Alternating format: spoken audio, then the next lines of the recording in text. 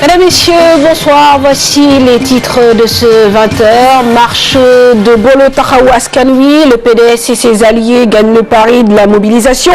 Ils ont marché de la place de l'Obélisque au rond-point de la Médina pour dénoncer la gestion du pays par le régime de Macky Sall. Aminata Touré réagit. Le gouvernement du Sénégal ne se laissera pas détourner de ses objectifs.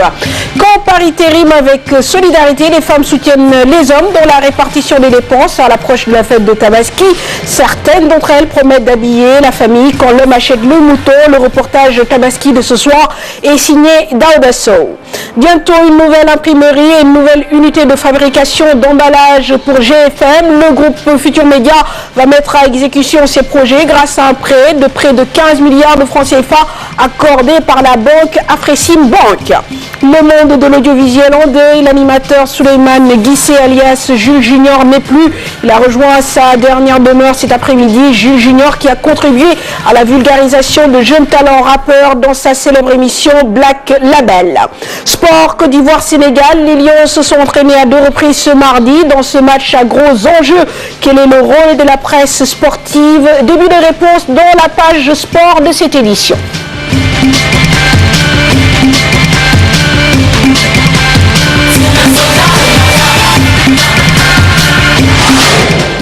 Merci de votre fidélité. Bolo Tahaou Askanui gagne le pari de la mobilisation à l'occasion de la marche qu'il a organisée cet après-midi. La coalition qui réunit 9 partis de l'opposition, dont le Parti démocratique sénégalais, a profité de cette manifestation pour dénoncer la gestion du pays par le régime de Macky Sall. Compte rendu Aline Diagne, Chérif Dia. La place de l'Obélisque, point de départ de cette marche de l'opposition, avec des slogans hostiles au régime de Macky Sall, les organisateurs saluent le succès de la manifestation tout en dénonçant ce qu'ils considèrent comme une tentative d'intimidation du pouvoir. C'est dire qu'il y a une grande mobilisation. Cette mobilisation aurait pu être importante si on n'avait pas eu à nous imposer un horaire difficile, un horaire de 14h à 17h. Alors qu'on a l'habitude de marcher à partir de 16h30, 17h. Mais malgré tout ça, les Sénégalais sont là, mobilisés, debout, pour réclamer plus de justice, pour réclamer plus de démocratie, mais pour réclamer une meilleure gestion des ressources économiques et de bonnes politiques économiques. Mais elle est très bonne par rapport au contexte, elle est très bonne. Apparemment, il y a 3 fois plus que ça qui sont bloqués autour du quartier de Colobane. Comme je l'ai dit tout à l'heure sur certaines radios, les gens sont bloqués pendant des heures et des heures, n'arrivaient pas à... J'ai dû demander que chacun descende. Les gens descendent des véhicules pour venir sur la place à pied, et là, ça va. Il semblerait qu'une centaine de cars remplis de militants qui venaient au rassemblement ont été bloqués, ces cars, à la Padoie ou à l'autoroute. Donc vous voyez, cela veut dire que le régime panique. Ils ont commencé à déstabiliser la marche depuis hier en changeant au dernier moment l'horaire et l'itinéraire pour créer un peu de confusion. Malheureusement, ils ont constaté que malgré tout cela, les gens sont venus en masse. Dans cette marche bien encadrée par les forces de l'ordre, la coalition Bolo Tahaou Askanui, qui réunit près d'une dizaine de partis de l'opposition, a vigoureusement dénoncé la gestion du pays par Macky Sall et exigé la libération de Karim Wade et compagnie. Le peuple est sorti pour créer son ras-le-bol. Ses difficultés, son manque d'eau, son manque d'emploi, des universitaires, professeurs qui ne sont pas payés, des bacheliers qui ne sont pas orientés, des 3000 touristes qui ont carrément fait une croix sur le Sénégal. Ils ont mal simplement parce qu'aujourd'hui le pouvoir d'achat des Sénégalais a chuté.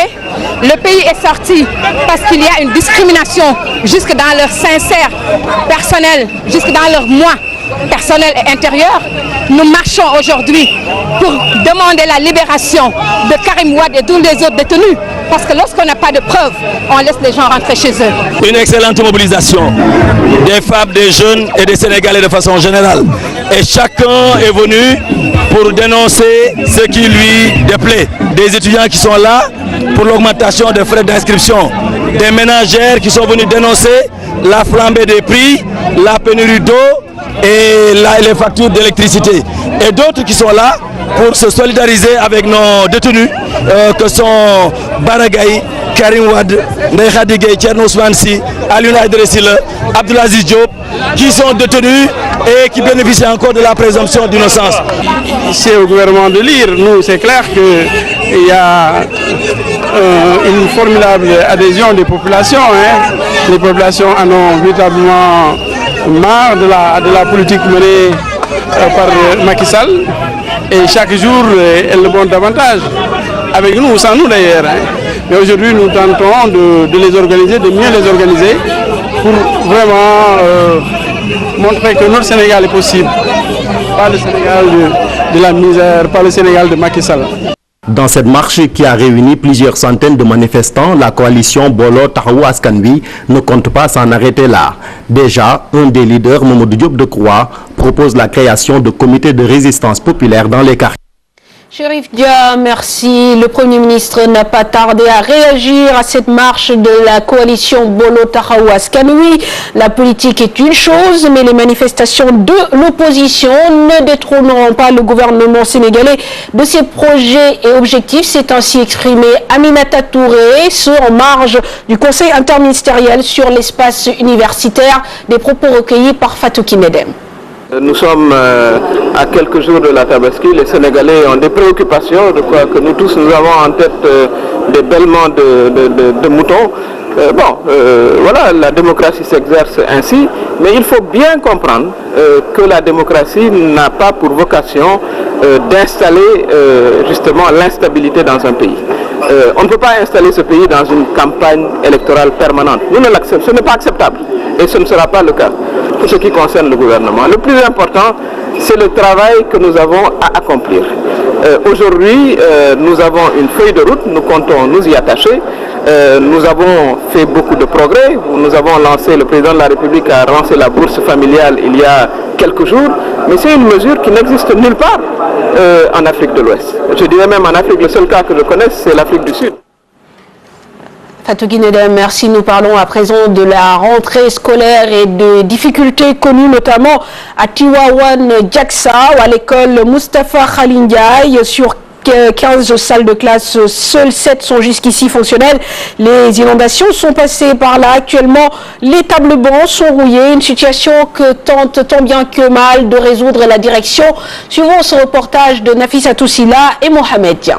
Des salles de classe lugubres, des tables bancs dans les eaux, une cour qui n'est pas des meilleures, c'est le décor à l'établissement primaire Moustapha Khalil Ndiaye de Tivaouane Diacksao. Un obstacle pour la rentrée des classes. Vraiment, c'est un peu prématuré parce que l'école vraiment c'est inondée la majeure partie du temps. Bon.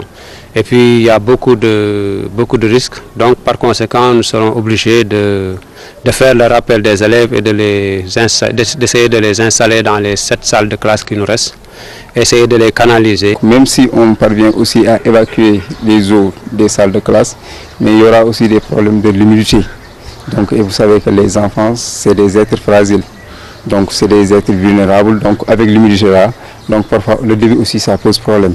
Ce phénomène n'est pas nouveau. Chaque année, le même cas se répète dans cette école. Cette année, sur 15 salles de classe, seules 7 seront fonctionnelles. Pour le moment, nous avons 5 salles de classe qui sont très fonctionnelles. Bon, il y a 2 autres, les CM2 aussi, c'est vraiment fonctionnel. Mais malheureusement, toutes les autres classes là, nous les avons sous les eaux. Et vraiment, les sapeurs-pompiers étaient de passage, ils ont pompé, ils ont beau pomper vraiment jusqu'à ce que toute l'eau disparaisse. Mais quelques heures après, la nappe est remontée. Les enseignants de Moustapha Khalil Ndiaye se plaignent de cette situation qui, selon eux, se répercute sur la qualité de l'enseignement. L'école s'ouvre au mois d'octobre. Quelquefois, nous pouvons récupérer en fin décembre, début janvier la plupart du temps. Nous avons 15 classes qui doivent fonctionner, mais on est obligé de travailler avec les 7 salles de classe disponibles. Les 15 salles font des rotations, de sorte que certaines viennent le matin, les autres viennent le soir. Pendant une semaine, on change encore ceux qui venaient le soir cette semaine, reviennent le soir l'autre semaine. Ce qui fait que vraiment ça rend difficile les apprentissages et ça nous retarde beaucoup sur le programme, de sorte que quelquefois on est très en retard sur le programme.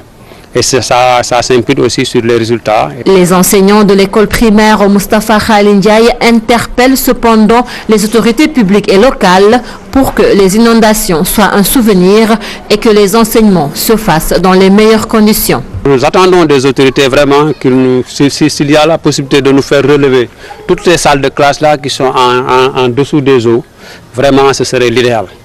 De sorte qu'ainsi nous pourrons à chaque ouverture dès le mois d'octobre avoir toutes les salles fonctionnelles. Nouvelle perturbation dans la tenue des examens à la FASEG, la faculté des sciences économiques et gestion. Ce matin, les étudiants de première année ont été sortis de la et ce à la 15 minutes de la fin des épreuves par les surveillants de l'école, des étudiants qui lancent un appel au calme au moment où les enseignants du SAES parlent de concertation. Maïmouna Ndiaye, Aline Diagne. Ils sont inquiets et frustrés. Ces étudiants de la faculté des sciences économiques et de gestion ne veulent plus de report de leurs épreuves. L'administration a établi un calendrier pour faire évaluer les étudiants. Mais à chaque fois qu'on vient faire des devoirs, il y a des perturbations qui n'émanent pas des étudiants. Je dis bien qui n'émanent pas des étudiants. N'est-ce pas? À l'heure où je vous parle, il y a l'administration insiste à faire ses devoirs, alors que il y a des étudiants qui ont déjà vaqué les amphis, voire même quitté la région. Nous voulons vraiment faire des devoirs, mais dans de très bonnes conditions. Près de 2 semaines de perturbations notées dans le déroulement des examens, le SAES se désole de cet état de fait et appelle à une concertation. Cette situation met mal à l'aise les enseignants parce que nous donnons des sujets et à quelques heures de la fin de l'épreuve, on constate une perturbation qui empêche le déroulement normal des examens. Dans le cas du syndicat, nous dénonçons cette situation et nous demandons aux autorités de prendre leurs responsabilités pour que les examens et les devoirs puissent se dérouler dans de meilleures conditions. J'avoue qu'il y avait eu des discussions qui étaient entamées et je pense que les responsables ou les responsables des surveillants devraient comprendre qu'en réalité il est important d'arriver à une organisation correcte des examens et qu'ils vont entrer dans leur fond. Mais il n'est pas normal, il n'est pas judicieux de commencer une épreuve et qu'elle soit perturbée par quelque cause que ce soit. Les étudiants de la FASEG devaient composer depuis le 30 septembre dernier, mais jusqu'à présent, ils n'arrivent pas à boucler leurs épreuves. Un différend entre l'administration et les surveillants serait à l'origine. Fête de Tabaski, quand le couple se serre les coudes pour faire face aux charges financières, la femme achète les tenues de fête pour la famille et l'homme se charge du mouton, tout cela pour une bonne réussite de la fête. Pour autant, dans certains ménages, on ne change pas les vieilles habitudes, toutes les dépenses incombent au monsieur. Reportage d'Audasso Yaya Diallo. Les temps sont durs, les femmes semblent l'avoir bien compris. Pour bien préparer la Tabaski, certaines partagent les dépenses avec leurs époux. Un moyen pour ces dames d'alléger les charges aux hommes. Mon mari s'occupe du mouton et tout ce qui va avec. Moi de mon côté, je confectionne les habits pour lui et pour les enfants. Et c'est normal, surtout après 32 ans de mariage.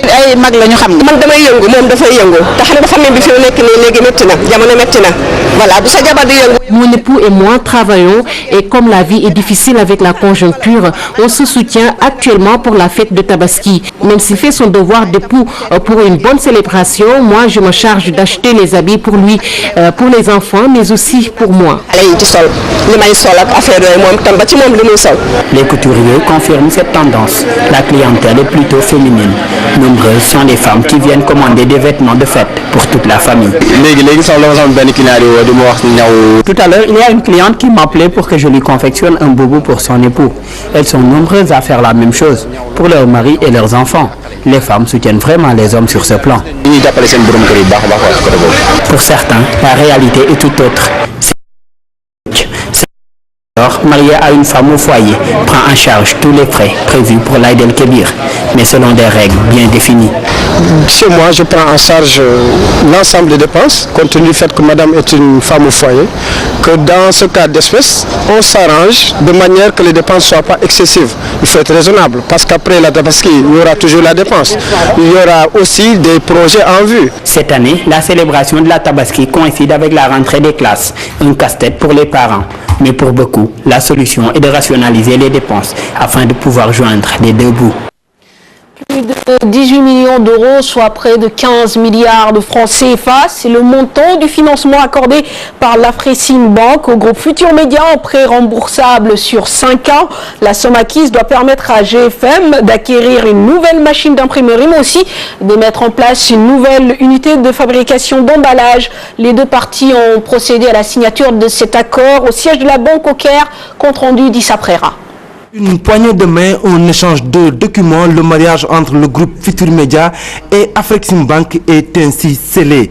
La Banque africaine pour l'import et l'export consent un financement de 18,2 millions d'euros au groupe Futur Média, une manne financière qui servira à l'acquisition d'une nouvelle machine d'imprimerie, mais aussi à la mise en place d'une unité de fabrication des emballages. Ce pari lancé par notre promoteur et panafricaniste accompli nous conforte plus que jamais dans le choix que nous avons fait de conquérir des espaces et de prendre des parts de marché que nous souhaitons désormais hors de nos frontières aussi.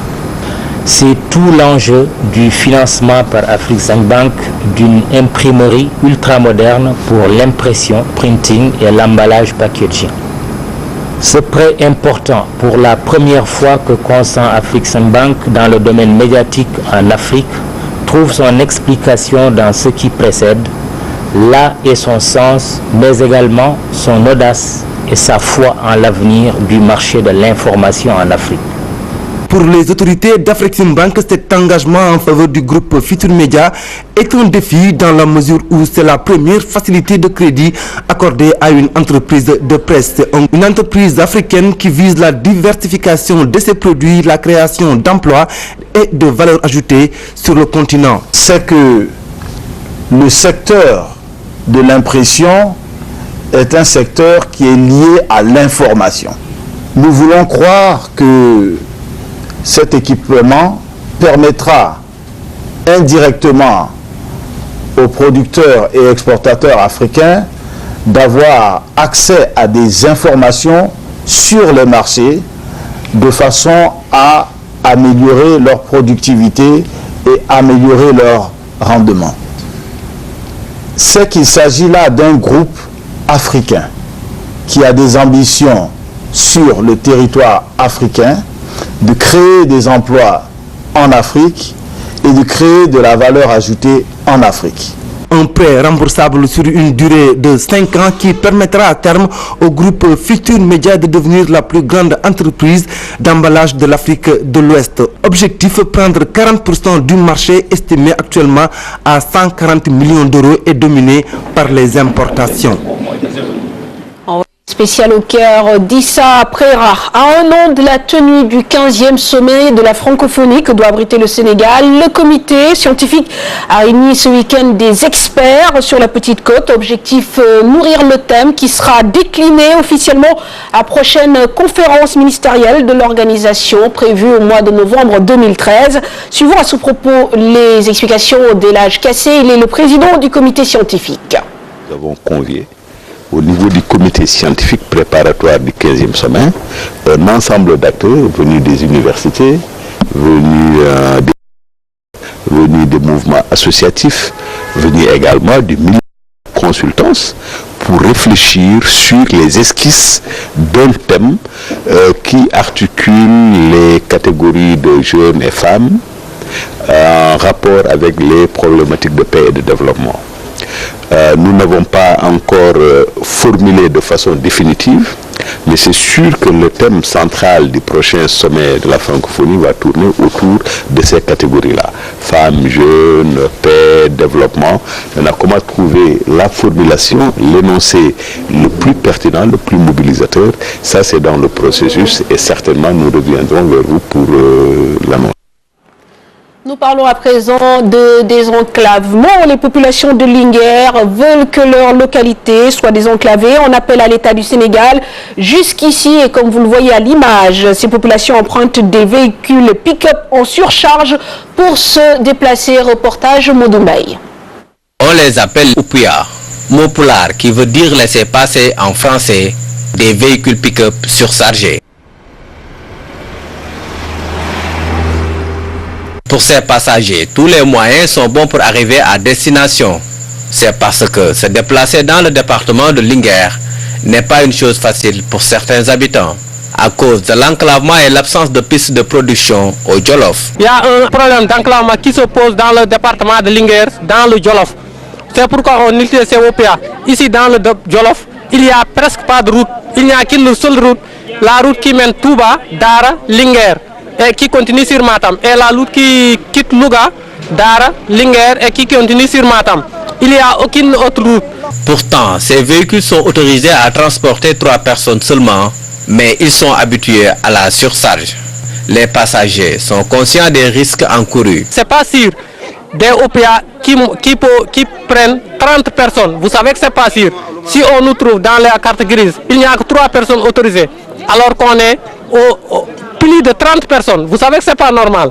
C'est pourquoi il y a beaucoup d'accidents. Que vous voyez, les accidents sont causés par ces désagréments. Ainsi, pour prévenir les accidents causés par ces taxis-brousses, les habitants réclament la construction des pistes de production pour relier les villages enclavés du département de Linguère au centre-ville. Souleymane Guissé, plus connu sous le pseudonyme de Jules Junior, n'est plus. Le célèbre animateur est décédé ce matin des suites d'une maladie. L'homme est célèbre pour avoir contribué à faire connaître de nombreux rappeurs sénégalais grâce à son émission Black Label. Jules Junior, enterré cet après-midi à Pikine. Que la terre de Yoff lui soit légère, que par ma voix, le groupe Futur Média présente ses condoléances à sa famille. Nous aurons bien sûr l'occasion de revenir sur la levée du corps et bien sûr les funérailles de Jules Junior. Nous parlons actualité internationale à présent. En Guinée-Conakry, l'opposition persiste et signe. Elle demande l'annulation du scrutin législatif du 28 septembre dernier. Et puis au Mali, des islamistes ont dynamité un pont dans une localité au nord, faisant 2 blessés. Dans quelques instants, la page des sports.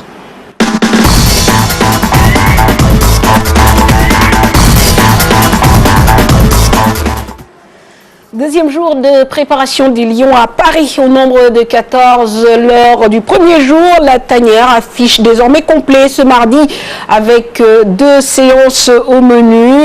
Pape Ndiaye Soirée aura le temps de voir venir pour ses adducteurs. L'information vient du staff de l'équipe nationale. Alors Côte d'Ivoire-Sénégal, un grand événement pour la presse écrite sportive. Les médias spécialisés rivalisent d'ardeur pour offrir une meilleure couverture à leurs lecteurs. Une occasion saisie par Abdou Aziz Khan et Yaya Diallo pour s'interroger sur le rôle de la presse sportive lors de ces matchs à gros enjeux. Reportage. Côte d'Ivoire-Sénégal, un événement, un choc, un grand rendez-vous. Aucun superlatif n'est de trop, surtout pour les hommes de la presse écrite sportive, car à l'approche de ce genre d'événement, le traitement et la couverture changent. Une volonté de satisfaire au maximum le lectorat. D'abord les angles changent, l'orientation aussi, parce qu'auparavant peut-être il fallait se concentrer sur le Sénégal et sur les Jeux sénégalais. Maintenant il faut ratisser large, essayer de voir le comportement des Ivoiriens en club surtout. Par exemple pendant ce week-end, on avait l'habitude de faire le week-end des Lions. Maintenant, c'est le week-end des 23. Quand on se dirige vers un match d'un tel enjeu, la pression devient alors le sentiment le mieux partagé. On se laisse cette pression au public et aux joueurs, les acteurs eux-mêmes. Nous qui sommes là pour servir le public, je pense qu'on ne doit pas travailler sous la pression, sinon ça risque d'impacter de façon négative dans le journal. Lors de la dernière double confrontation entre Lions et Éléphants, une partie de l'opinion avait reproché aux journalistes d'avoir fait croire au peuple que l'exploit était possible. Mais où doit se situer réellement la position du journaliste en pareille situation? Il ne faut pas se leurrer, quoi. Nous vendons du rêve. au journal Stade, nous avons l'habitude, ça c'est notre credo, quoi. Il faut vendre du rêve. Et puis c'est normal qu'on fasse comprendre au public que le Sénégal a des potentialités pour battre la Côte d'Ivoire. Personne, aucun lutteur ne va dans l'arène pour dire que je vais me faire massacrer. Donner l'information juste et vraie et ne pas trop se fier sur ce que les gens disent en dehors. Parfois aussi les gens nous accusent à tort. Quand je dis les gens nous accusent à tort, est-ce que le journaliste doit garder le silence parce que c'est le Sénégal qui joue? Tantôt dragué par les dirigeants qui l'intègrent dans ses appels à l'unisson, tantôt jeté à la vindicte populaire en cas d'espoir déchu, le journaliste est souvent à la croisée des chemins. Mais les faits restent certainement ses meilleurs atouts. Éliminatoire Coupe du Monde toujours, Samuel Eto'o revient sur sa décision de prendre du recul par rapport à l'équipe nationale camerounaise. Le quadruple ballon d'or africain a rencontré le secrétaire général de la République camerounaise qui a fini de le convaincre de rejoindre les Lions indomptables. Le Cameroun, rappelons-le, se déplace samedi à Tunis pour affronter les Aigles de Carthage. Voilà qui met fin à cette présente édition. Merci à l'équipe de la rédaction et à l'équipe de réalisation. Excellente soirée à tous. Bonne suite des programmes sur la TFM. Au revoir.